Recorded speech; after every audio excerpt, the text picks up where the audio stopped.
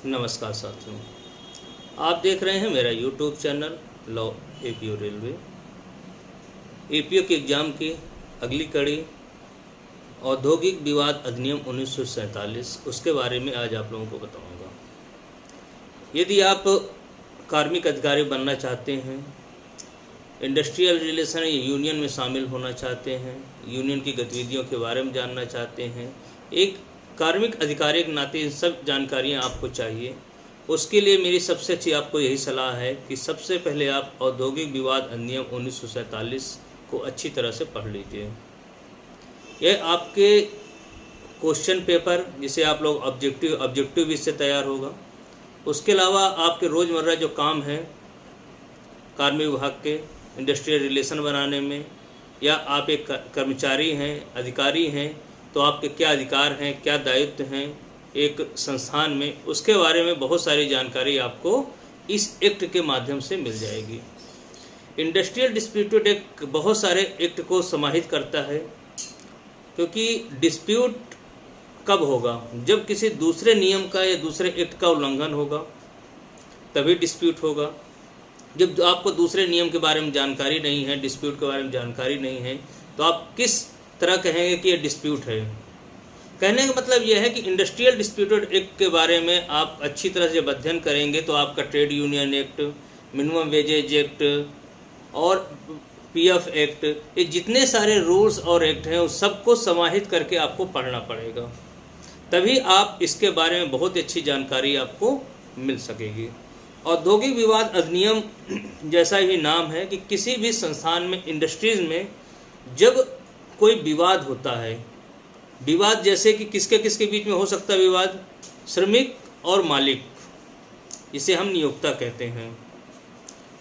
श्रमिक और नियोक्ता के बीच में कोई विवाद हुआ हो, नियोक्ता के मध्य कोई विवाद हुआ हो, या श्रमिकों के बीच में मध्य में कोई विवाद हुआ हो, इस तरह के जो भी डिस्प्यूट होते हैं किसी भी संस्थान में, किसी भी फैक्ट्री में, तो वो फैक्ट्री ग्रो नहीं कर सकती है, आगे नहीं बढ़ सकती है, क्योंकि इस डिस्प्यूट के कारण से आपका उत्पादन या आपका जो उद्देश्य है वो आपका कभी भी पूरा नहीं हो पाएगा।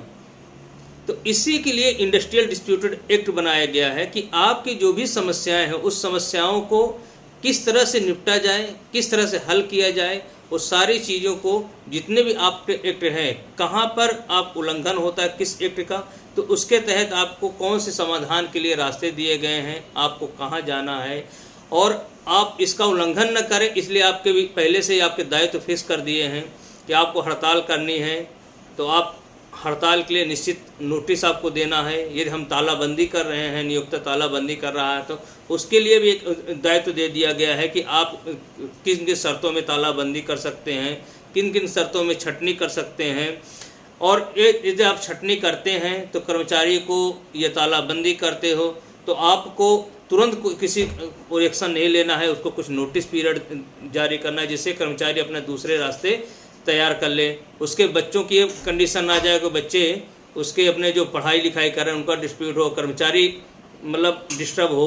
तो कहने का मतलब सारी चीज़ें इस एक्ट के माध्यम से इस तरह से समझौता करवाया जाता है कि मालिक मतलब नियोक्ता और कर्मचारी, इन दोनों के मध्य या आपस में कोई भी मतभेद न उत्पन्न हो। ठीक है, मतभेद यदि उत्पन्न होता है तो उसके लिए कार्य समितियाँ बनाई गई हैं, समझौते अधिकारी बनाए गए हैं, समझौता मंडल है, जांच न्यायालय है, न्यायाधिकरण है, राष्ट्रीय न्यायाधिकरण, बहुत सारे जो है इस तरह से न्यायालय बने हैं जिन पे आप अपनी समस्याओं को रख सकते हैं। और उसके अलावा आपके इंडस्ट्रियल के अंतर्गत आपका जो ट्रेड यूनियन एक्ट है, जो आपके रजिस्टर्ड है, मान्यता प्राप्त यूनियंस है, उनके साथ आपको तालमेल करना है, उनके साथ आपको मंथली, 2 महीने में, 3 महीने में जो भी नियम है उसके अनुसार आपको मीटिंग्स लेना है, जैसे कर्मचारियों की समस्याएं पता चल जाए और अपने भी आप जो भी आपको प्लानिंग करना है आप उसके बारे में भी बता सकें।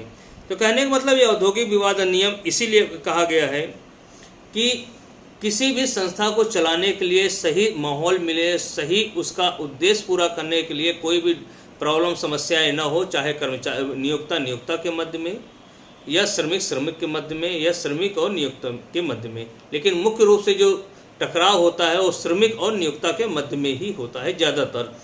ठीक है, इसका मुख्य कारण क्या है? अधिक वेतन और भत्तों की मांग करना। श्रमिक ज़्यादा वेतन भत्तों की मांग करते हैं और नियोक्ता कम से कम देने की कोशिश करते हैं। तो उसके लिए समुचित सरकार जो भी है वो उसको डिसाइड करेगा कि कम से कम इतनी पेमेंट देनी है।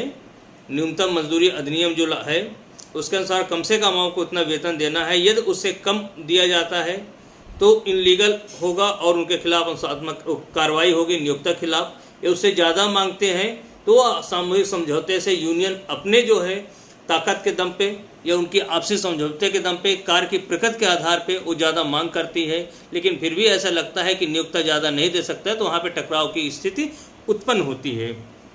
बोनस का भुगतान करने और उनकी निर्धारित दर के बारे में नियोक्ता और कर्मचारी के बीच में एक बोनस के संबंध में होता है कि नियोक्ता कम बोनस देना चाहते हैं, कर्मचारी बोलते हैं कि हमने इतना ज़्यादा काम किया, हमने आपको इतना लाभ दिया तो आप हमें ज़्यादा बोनस दीजिए। ठीक है, उसके अलावा आप सामाजिक सुरक्षा है उसको भी नियोक्ता को की जिम्मेदारी उनको सेफ रखें, हर चीज़ में उनकी नौकरी भी सुरक्षित रहे, समय समय पे उनको और भी प्रोत्साहन मिलते रहें। ठीक है, उसके अलावा कार्य की दशाएँ हैं, ऐसा नहीं है कि ऐसी जगह पे आप काम करवा रहे हैं जहाँ पे हवा ही नहीं है, जो आपकी फैक्ट्री एक्ट का उल्लंघन हो जाता है।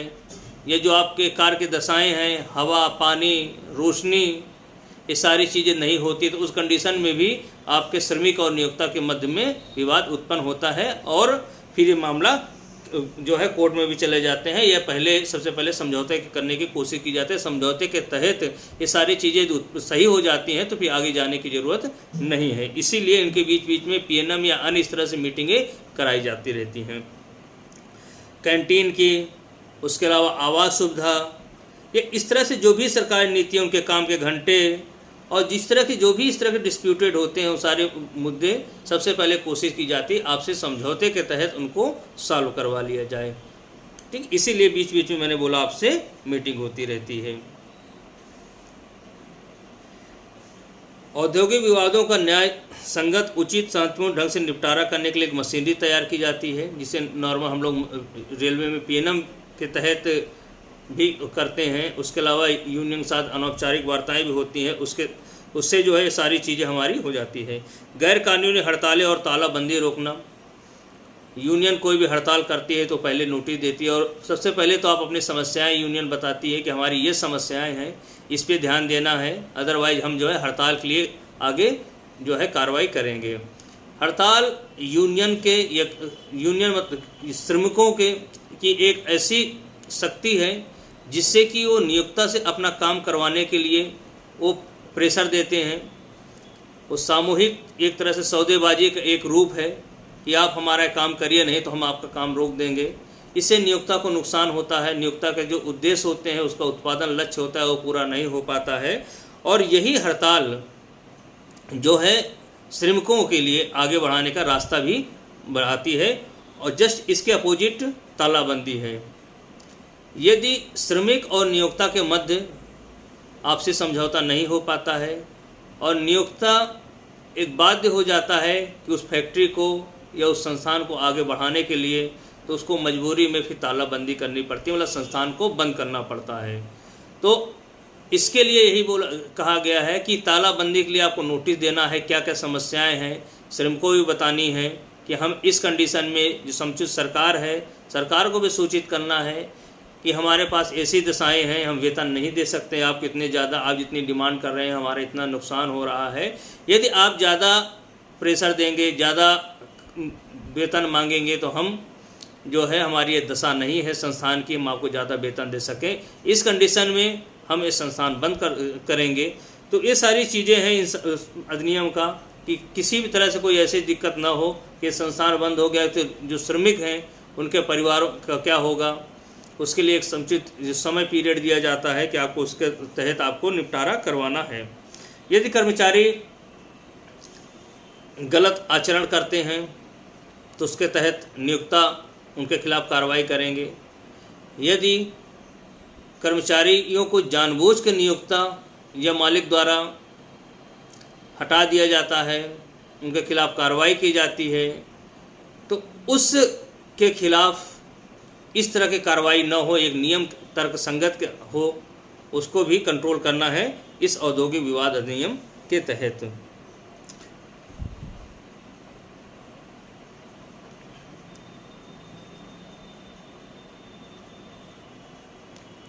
उसके अलावा आपके जेसीएम है, पंच फैसले हैं, पीएनएम है, बहुत सारे ऐसे आपके बैठकें होती हैं जिसके तहत इस सारे विवादों को हल कराया जा सकता है।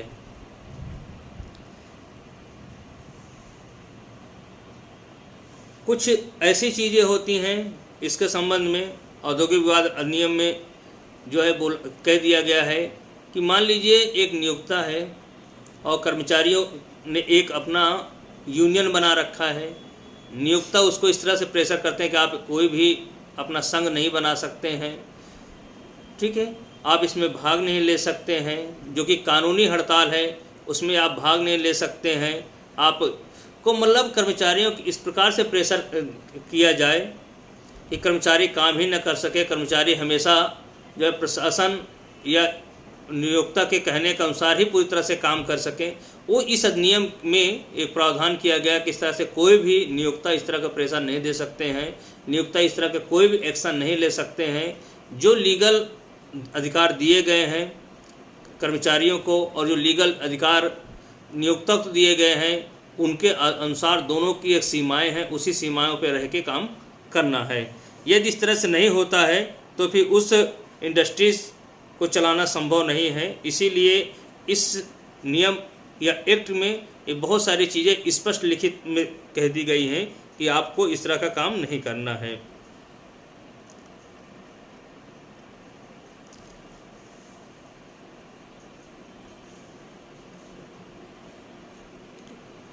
उसके अलावा आपको बहुत सारे नियम हैं, सबको आपको पढ़ना है।